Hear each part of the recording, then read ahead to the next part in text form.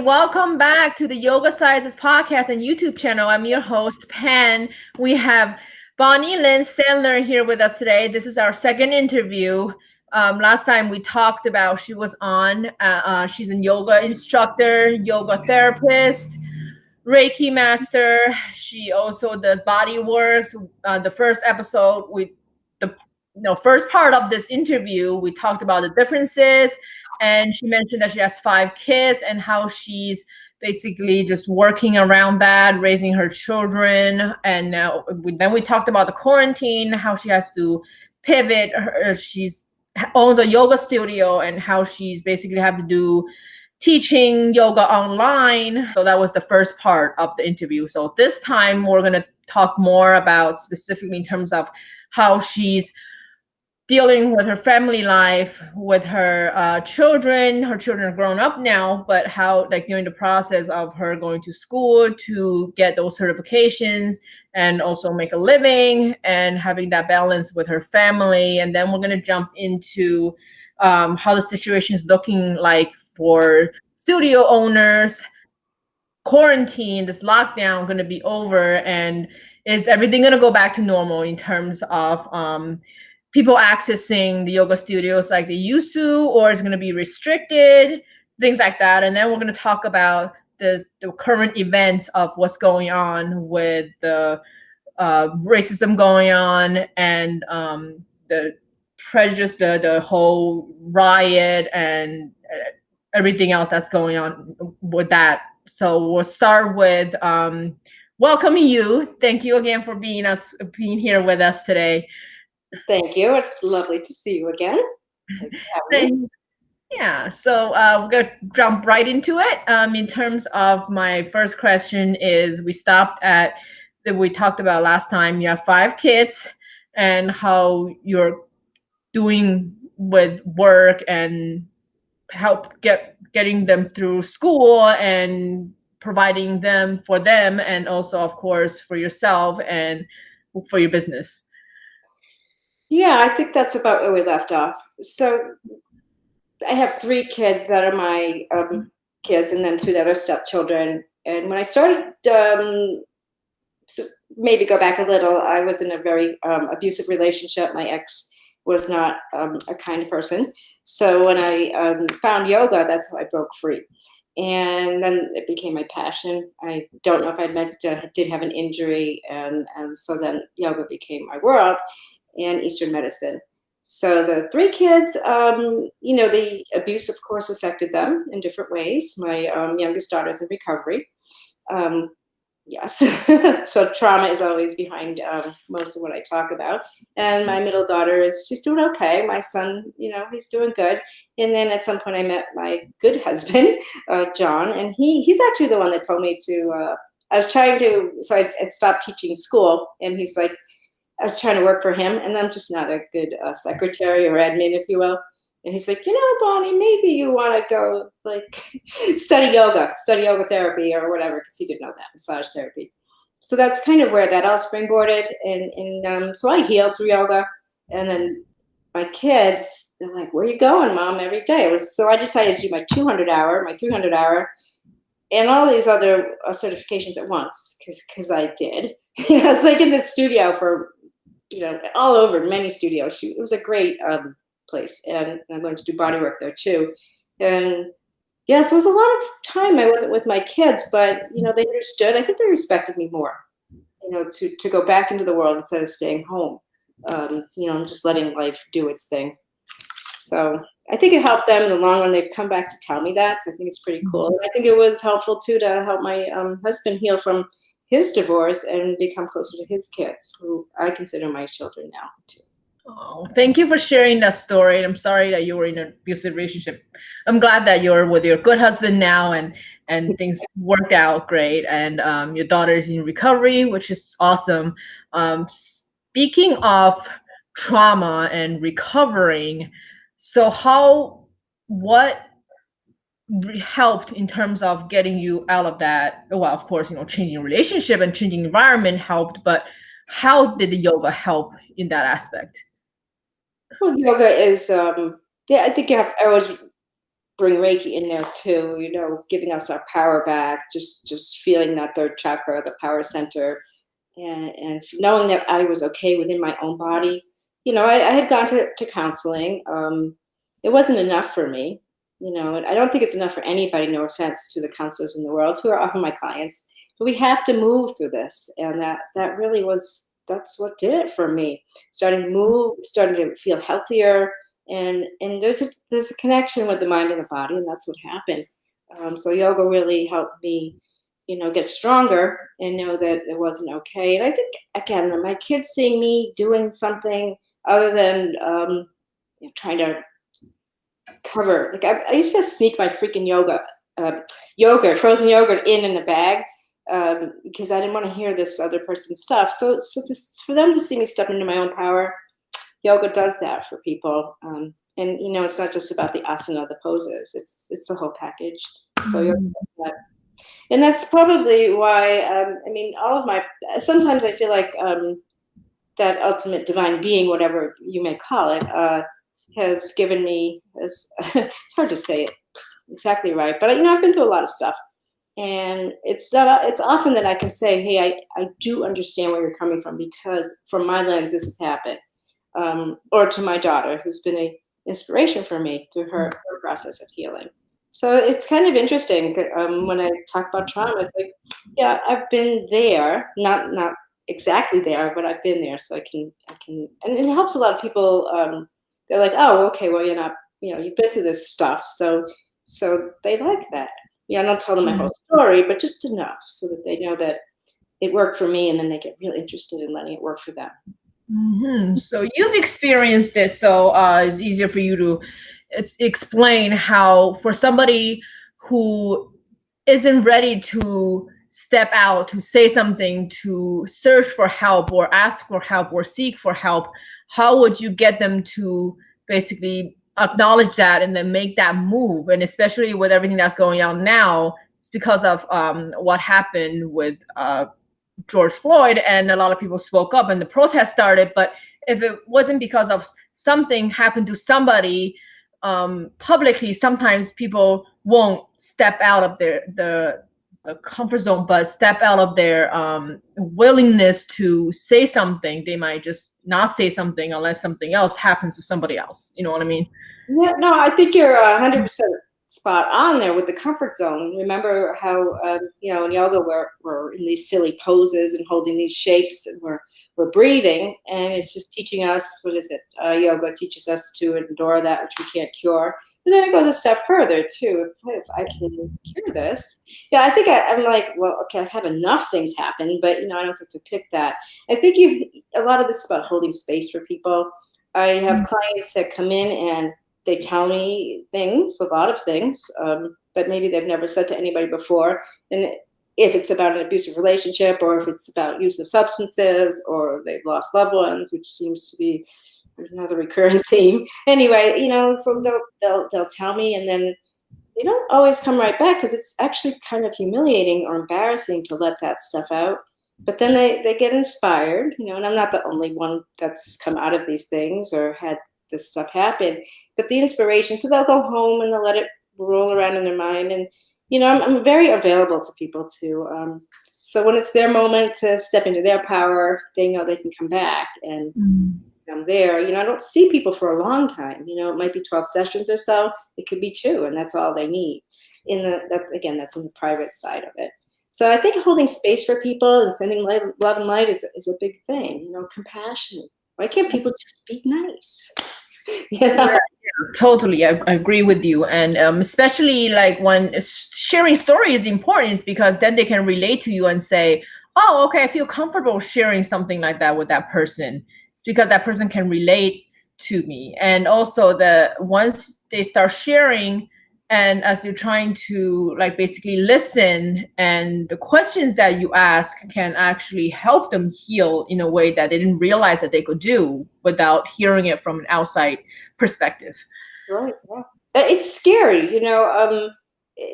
Abused children will often go back to their abusive parent, which you wonder about that, but that's not something. It's weird, but it's fear of the unknown. So I think fear keeps people trapped in their their lives that don't work well. I mean, trauma is always at the root of everything. I'm convinced, from inflammation to it's under there, and if we can't heal the trauma, I don't think that people are going to be okay.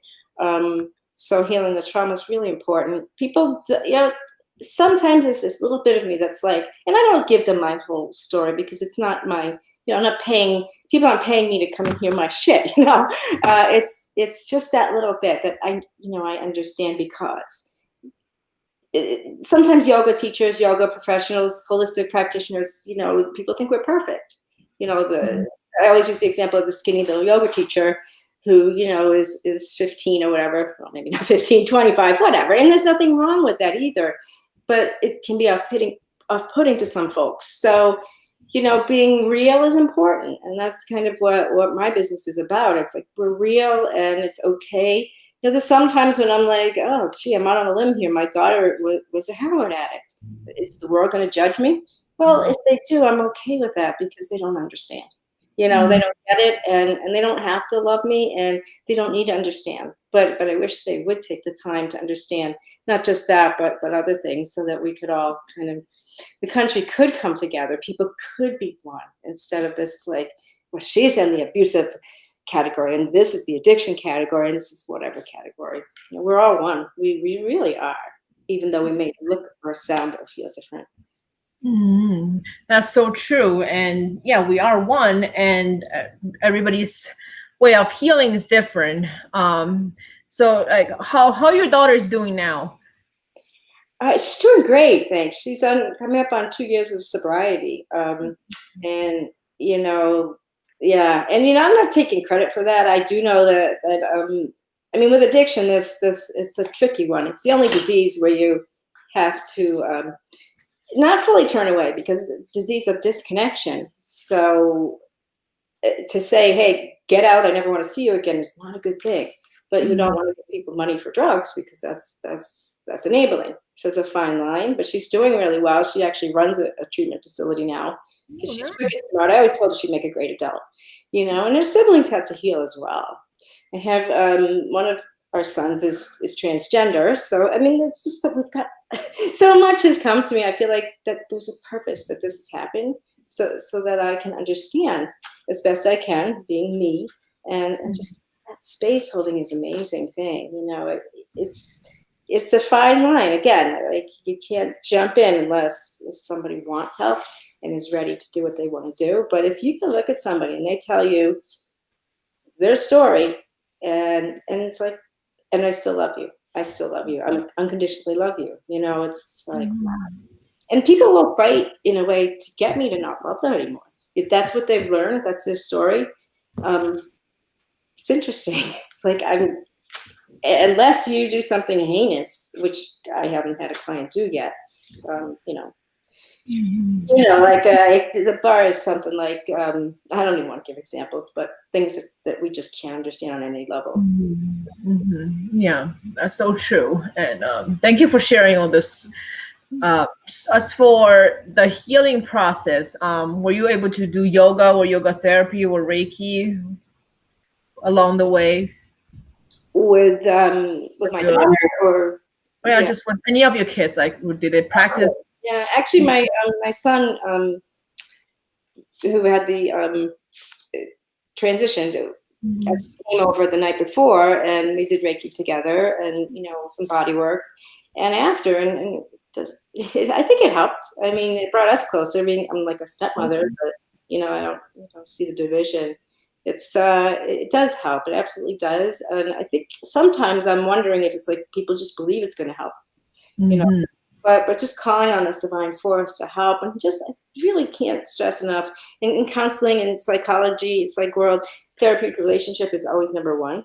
And I think, if people don't like a therapist, they should absolutely fire them. That's within their rights, go somewhere else, whether it's me or everybody. So that just having that unconditional, like, I'm here to listen. And for me, it's that combination of doing body work while that story is coming out, so those issues release. And it can happen in the yoga studio, but privately, because actually, we do have classes where optional sharing happens. That hasn't worked on this venue. This use Zoom and any of those platforms. It hasn't worked. It just doesn't work. Connection in that way has to be physical. Mm-hmm. Right. Yeah, that's so true. Speaking of body work, can you give us some examples of how that can help with like some of the techniques that you would use for body work for a stressful situation like this with everything that's going on, and what people can do by themselves on their own to help? Either it could be yoga technique or Reiki technique or body work technique, or something that they could do. It's pretty hard to do body work on your own because Oh. our sympathetic nervous system doesn't allow it. There are some ways you can kind of hijack the system to let us know we're okay. But as far as body work, with my clients, some people were not touched appropriately, and that's a sad thing. So therapeutic touch becomes, oh, okay, touch is okay. And it's a human need. Touch is important. It's a basic need, isn't it? Yeah. So it's love. And I mean, people have been sexually assaulted. It wouldn't be the first or second session. It's a very slow, trust me. And it's just a big mothering aspect to this too, because I'm a mother, I tend to mother people. And then body work does release the issues from the tissues. But I can show you one simple technique that people can do on their own. It's more movement based. Hopefully I don't lose myself here. But basically it's shaking, You know how dogs shake when they get out of the water? It's such to get the water out. So you can start, my head's cut off, whatever, but you get the idea. It's just softly bending, and then, so you get everything moving, and that's a great technique. You can sit and rock.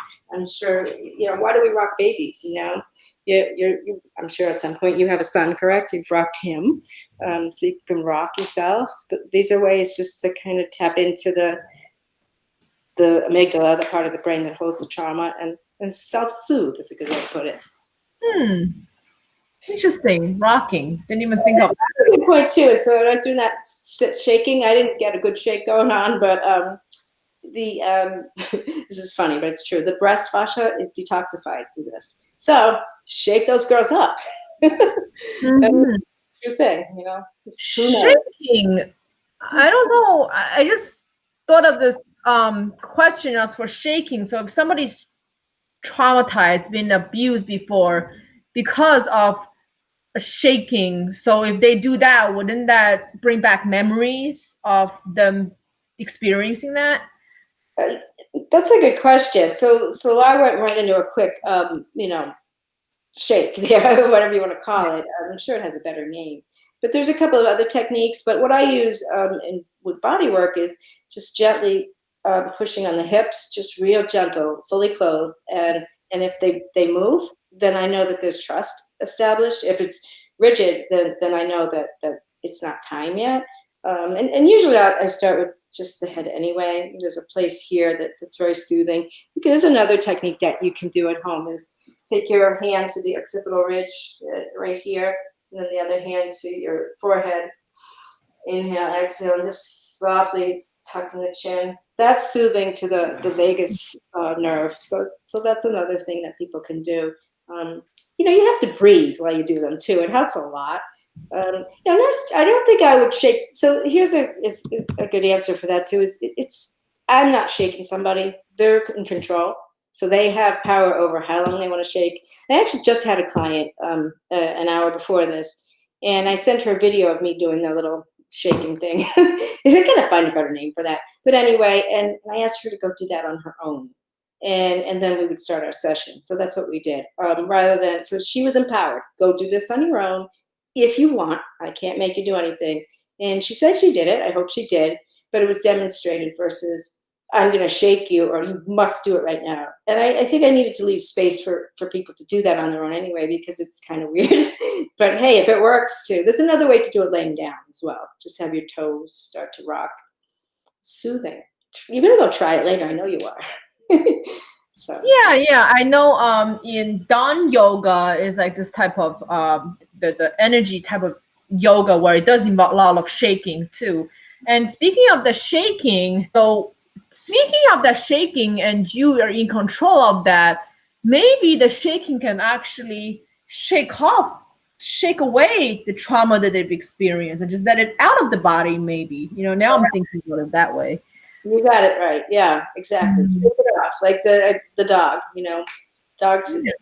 We're the only animals that don't shake things off. Okay. And I mean, a geek or whatever. I did research this. You look at any other mammal, they do shake things off, but we're very dignified human beings, and when we sit at desks and we're not allowed to shake it off, like just shake it off. And I don't mean just shake it off. It's part of a long process of releasing this trauma. And I want to make a difference between trauma and grief, because grief is different. Grief is the loss of a loved one, or a career, or whatever it is you've lost. And trauma heals. Grief is not. It gets better. It gets bearable. We can be okay, but it doesn't. You can never replace. I'm thinking of like the loss of my mother. I'll miss her forever. I'm better, but I want her. So grief and trauma, they're cousins, but they're not the same. So yeah. Anyway, just wanted to make that, because we do, at Heart and Soul, it's grief, trauma, addictions, domestic violence. Feel it to heal it. But I think you have to put the emphasis on it on your terms and your time when you feel ready. If somebody had come to me when I was, just starting my journey of getting out and away from that relationship, said, go shake, I think I would have done it, but probably in the closet, to be honest with you. So plant the seed sometimes. Just plant the seed and then let people have that power to do it when they're ready.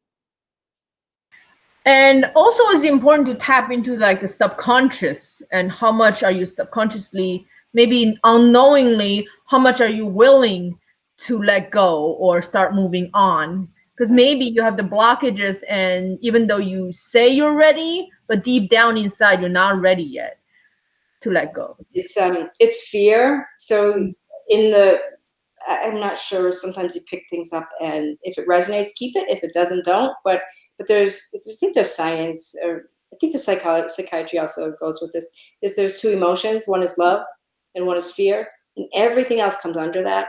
So what we would term good comes under love, and what we would term not good, bad, is, so fear, anxiety, all of those unpleasant emotions are under the fear category. So people are afraid. It's scary to change the known. What we know might be, it's not as scary as going over to what we don't know.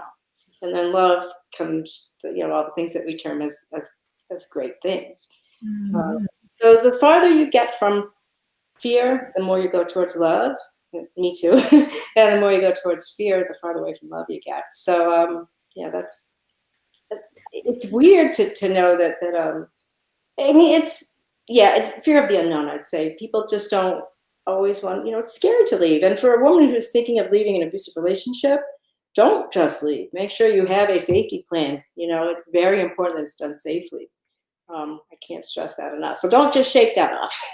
That's a process. You can't just like, hey, I'm leaving today. It's a process, and depending on the situation, definitely, get the right people involved and do this safely. I'm not advocating that anybody just shake away from that relationship. It takes some time. Yeah. Speaking of shaking, like, just leaving the relationship, it also depends on the timing too. Is it the right time to do it? Is it going to be safe? And also the fear, like you mentioned, is it going to be, what could happen? They might think, if I did this, what could happen? And if I did that, what could happen? And they have to kind of like, there's a lot of thinking going on of the unknown, like what could happen in the future if they did something. And that's where we, kind of stop letting the mind control us. It's the mind is it's the same mind that creates these situations that we're trying to fix it with. Which is why I always say, go to the heart, listen to your heart. And science, like I love when the new studies come out, knowing now that the heart has more brain cells than the thinking mind. We already knew that the gut had brain cells. So when people have heartaches, they really do. And listen to the heart. Oh, don't break it, but if you can help it. But broken heart syndrome is real. But yeah. heart. Listen to the heart. The brain, our brains will lie to us all day long. You know, we make up stories in our heads. And it's not saying that we do it on purpose. It's just ruminating happens a lot. But really goes back to where yoga, it puts us in touch with the whole package, mind, body, and spirit, versus staying in our mind. It can be scary in those minds, you know. Right now, it's kind of scary. What's going to happen? You know, we're going to go back to work. We're not going back to work. I'm going to be here forever. Is this country going to continue to be in a state of complete dis-ease or what? You know, that's scary. But my love. That's so true. And especially with all those things that's going on, and every experience that conditions us, makes us stronger. And it really depends on how you're handling everything, and how you respond to it. And just, it has to do with like a lot of different things, like you said, not just that one thing. It's a package of variety of different things, a combination of different things. Yeah, I've noticed that since starting with COVID, I mean, I know about breathing. I know that my brain knows I'm okay when I breathe. I've been holding my breath a little. I'm like, stop that. You know, after the sadness of last week, I noticed I was like this, you know, soften around yourself, you know, heal what you can. And then there's room for compassion for others. It's so watching what your body does and making sure your mind isn't going on that either. It's kind of like confusing sometimes, but our mind will follow what the breath does. So make sure the breath is good. If that's always going to confuse the mind and put us right in. We're all actually, everybody right now, we're all in a state of fight, flight, or play, rest, or whatever they say. Because this is the most traumatizing period of time that I have lived through, and that says a lot. But it's because it's everybody. You know, we're all going through this, you know, in different ways. Yeah. Speaking of what's happening with everything and focusing on the breath, because one of my yoga teachers said, and then since then, in every single class, I pretty much mentioned this is important, because if you focus on your breathing, you're actually being present, because you're not breathing in the past, you're not breathing in the future, breathing now. So if you're focusing on your breath, then you're living in the present moment, then you're present, you're connected, you're in touch with everything. And as for with everything that's happening now, how do you feel about it? Like what's on your mind in terms of that? Just everything that's going on from a yogic perspective. I mean, I'm confused about a few things. Like with COVID, I'm confused why it's gone on a long time now. It's 4 months or something, or maybe longer, that people have been disconnected, and it all gets connected when you think of addiction being a disease of disconnection. I have had clients that are relapsing. I'm having clients that are really upset. So we're not together. We're not breathing, right? And people are losing that connection, and with the events that are going on. So I'm confused why I can get my hair done, which I'm boycotting. I'm not doing. You know, we can get our nails done, but now they're even talking about we shouldn't do yoga outside, because if the wind catches our breath, right? You know, we know it's spread by droplets and all that. So I'm starting to wonder if we're getting more in more trouble being home than because our immune systems can fight things off too. It's from a yoga perspective, I should be able to amp up my immune system, heal from within, and that happens through the breath, through the movement, and that spiritual connection. So I'm being disconnected, it's not helping, and I sure as heck can't reach out to the world, if I'm not okay in here.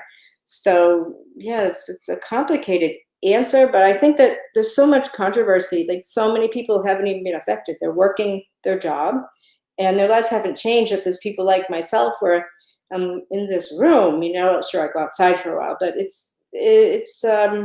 I'm planning to see private clients pretty soon. I'll be able to open that part up.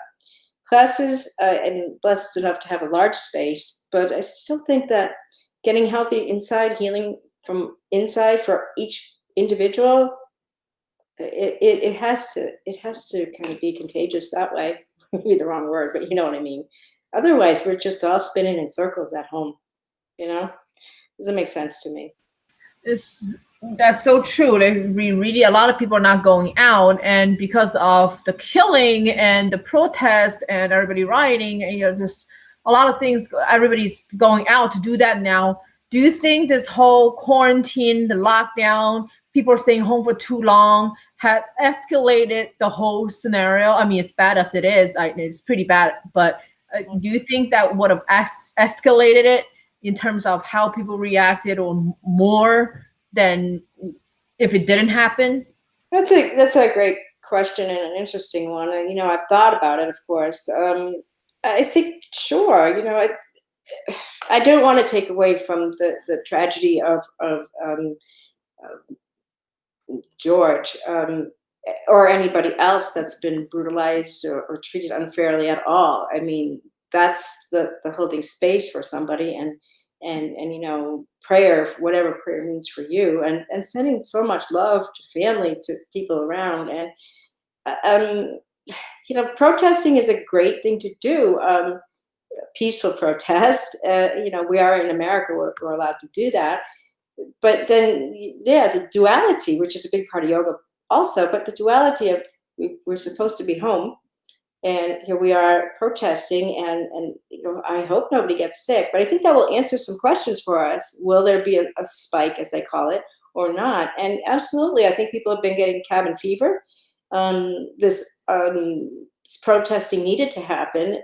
I don't know if it needed to happen all at once. I don't make the choices, but I do think, yeah, I mean, the looting, which it's crime. I can't support the criminal actions of anybody. That's just not okay. I think that was stopped, but I think, yeah, make me stay home for a long time. Yeah, I'm getting antsy. I think anybody would. I think it probably has contributed to the reaction, but I do think this needed to come into the light. The light always wins, and the darkness had to come into the light. Yeah. So.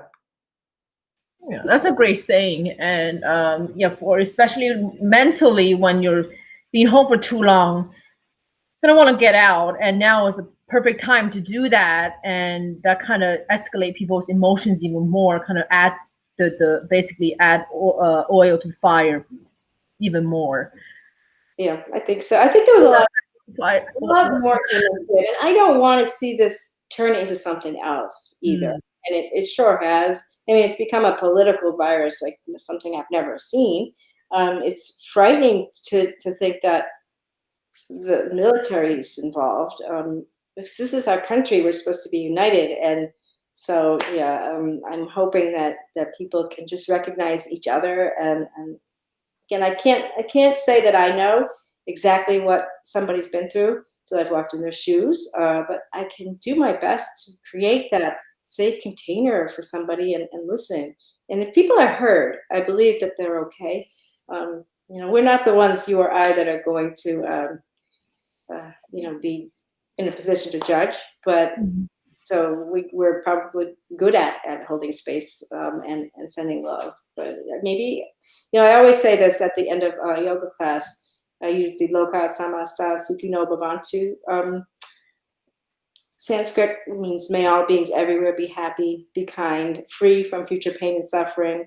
And I always say, I don't care who you are, what you're doing, just stop. Be nice, be kind, and be loving. And it's our job as yogis to spread that light and awareness. And yeah, sometimes people look at me like I'm whatever, but I think it's true.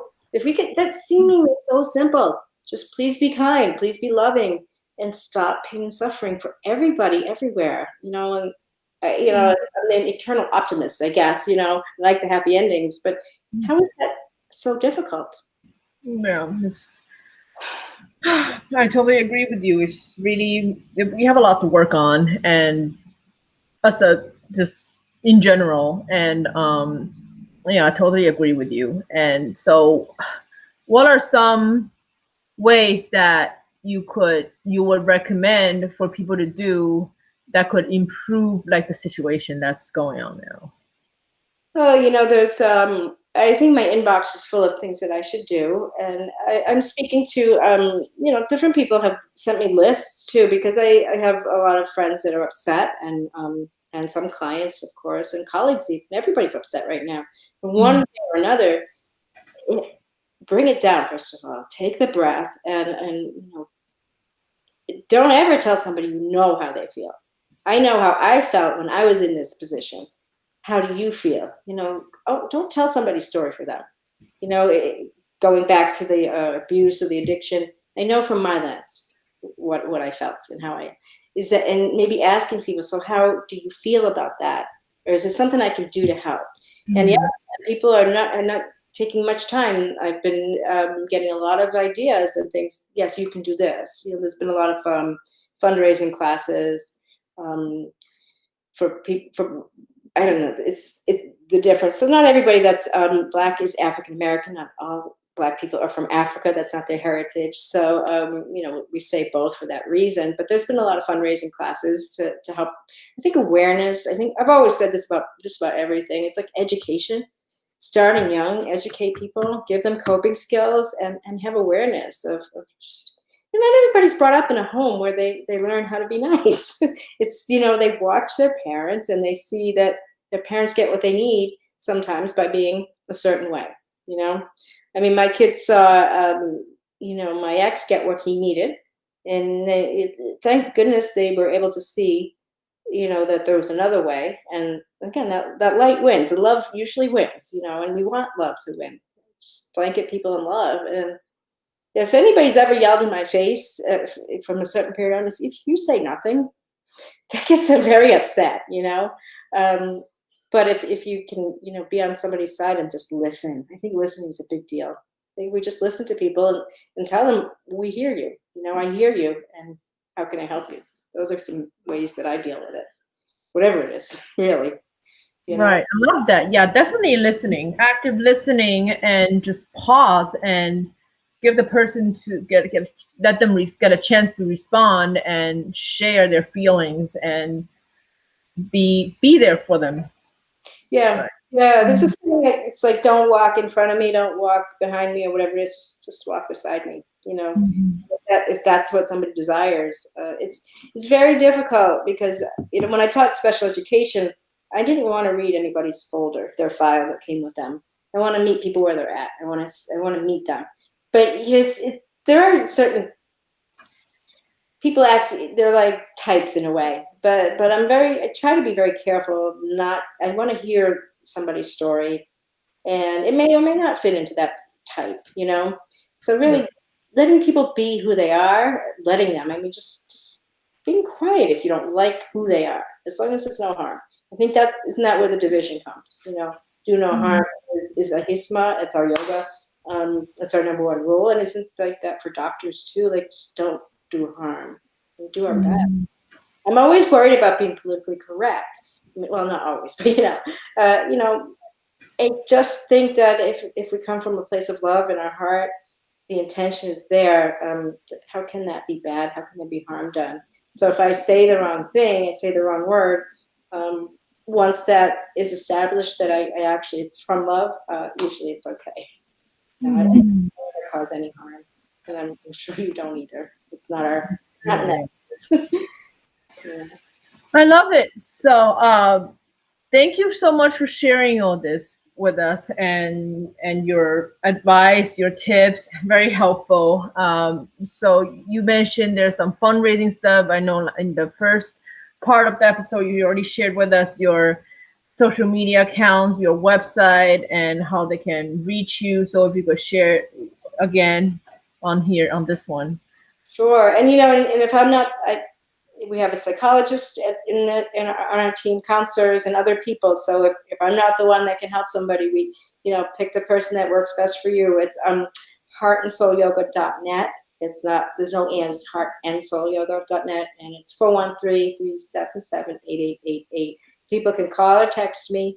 I get some real interesting texts at 3 a.m. I don't know why I wake up, but I just do. So, you know, reach out. And if I'm not able to help, there's an underground network of people that will help. Absolutely. You don't have to do it alone. Nobody does. Right. Yeah, definitely. Yeah, definitely reach out to her or to me, to anybody, you know, just you feel comfortable talking with, and yeah, don't hesitate to reach out. And yeah. Thank you very much. Yeah, and you know what? And we are also, I'm sure, open to being educated. You know what? People can help us become better people. You know, that's part of the journey too. Thank you so much. Thank you. Yes, totally. Great day. Thank you. You too.